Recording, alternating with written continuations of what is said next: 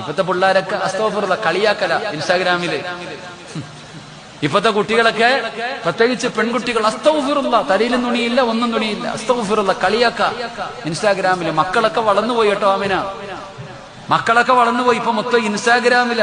അതുകൊണ്ട് തന്നെയാ ഇൻസ്റ്റാഗ്രാം ആയി പോകുന്നത്. അല്ലാഹു കാത്തിരക്ഷിക്കുമാറാകട്ടെ. നല്ലതും ഉണ്ട് കേട്ടോ എല്ലാരും.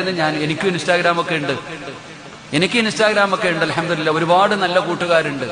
ഇന്നലെ രാത്രി ഞാൻ ചുമ്മാതെ റൂമിൽ ഇരുന്നപ്പോ ഒന്ന് ലൈവ് ഇട്ട് ചുമ്മാതെ. എത്ര കൂട്ടുകാർ. അള്ളാഹു ആ മക്കൾക്കൊക്കെ സ്വർഗം കൊടുക്കുമാറാകട്ടെ.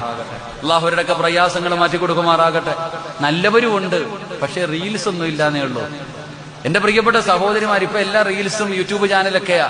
അള്ളാഹു എല്ലാത്തിനെയും നന്നാക്കി കൊടുക്കുമാറാകട്ടെ. ഉമ്മ റീൽസ് ഇടുമ്പോ മോള് മൊബൈൽ വെച്ച് വീഡിയോ പിടിക്കും, എന്നിട്ട് ഉമ്മയുടെ റീൽസ് എടുക്കും. കൊള്ളാവോ ഉമ്മളെ, സൂപ്പറാ ഉമ്മച്ചി, അടിപൊളിയാ ഉമ്മച്ചി.